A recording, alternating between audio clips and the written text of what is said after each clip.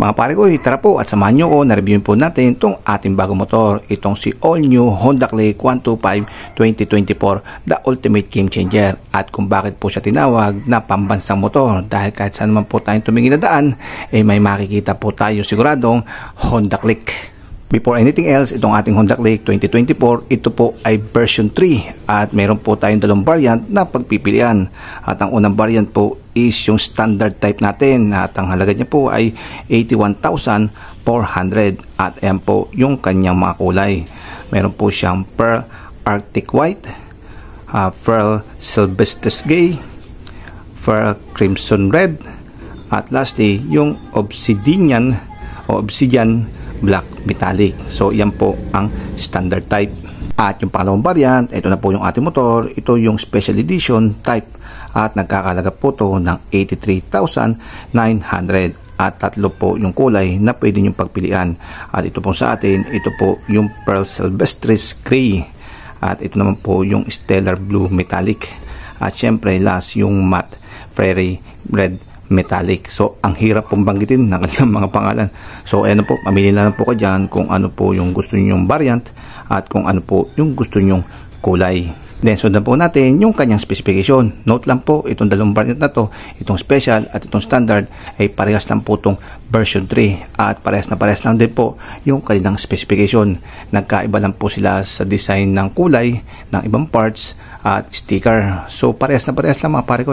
Kaya wala pong pagkakaiba, parang iisang motor lang po to. Gagawa lang po ng ibang video para madetalye po natin yung pagkakaiba ng dalawang variant, itong special at standard variant. Sa specification, unahin po natin yung kanyang makina at siya po ay may engine type na 4-stroke, 2-valve, single overhead cam, liquid cooled. Syempre, ESP po dahil yan po yung trademark ng mga Honda. Ang kanyang displacement, syempre 125cc po to dahil Honda Click 125 po to. Yung kanyang bore at stroke ay 52.4 at 57.9 mm. At siya po ay may maximum power na 8.2 kW at 8,500 RPM na may maximum torque na 10.8 Nm at 5,000 RPM. So sulit na po to sa 125, malakas na po to. Ang kanyang starting system, syempre walang iba kundi electric ACG starter. And then yung kanyang ignition type naman is full transistorized. So yan mga pare ko Then lipat naman po tayo sa kanyang transmission. Yung kanyang transmission, walang iba kundi automatic B-matic. So lipat naman po tayo sa kanyang suspension. Suspension sa front, syempre telescopic. Suspension sa rear, ito syempre isang unit swing. Dito naman sa kanyang brake, yung kanyang front is naka single drum na hydraulic disc brake. Dito naman sa likod na brake, siya po ay naka mechanical drum brake. Sa gulong naman tayo, itong kanyang front na gulong, siya po ay may sukat na 9080 by 14. So tubeless na po ito mga pare ko. Siyempre, tubeless din po itong likod na may sukat na 100 by 80 by 14. At parehong nakamags.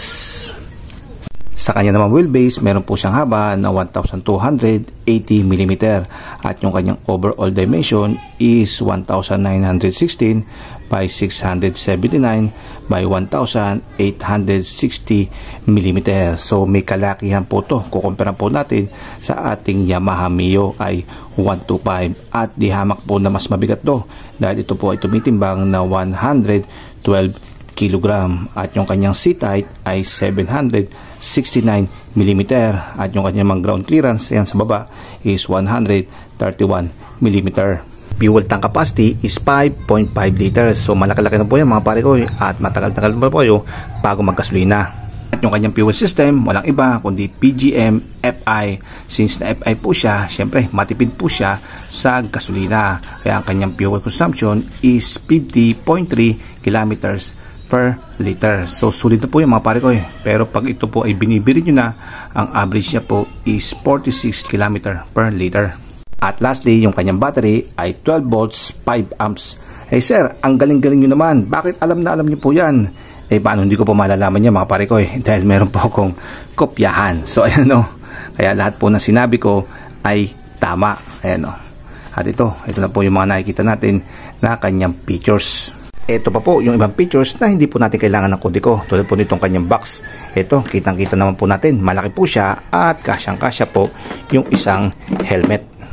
Sa susya naman, hindi po siya kiles dahil meron po siyang key. At ganun pa rin po yung pagbubukas ng upuan. Digital yung kanyang panel. At automatic headlight on po yung kanyang headlight.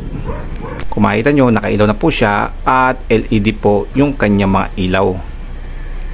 LED po yung kanyang taillight at yung kanyang signal light. At lastly, meron po siyang charging port na pwede nyo i-charge yung inyong cellphone at iba pang device.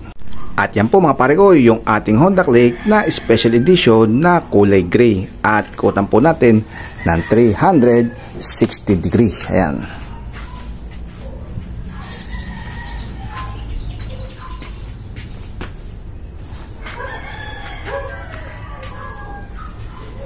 So ayan mga pare ko at iyan na po yun. Sa next video ko po dito ay ipapaliwanag naman natin kung ano po yung pagkakaiba ng dalawang variant, yung standard at special edition. So kita-kits na lang tayo ulit mga pare ko. Paalam!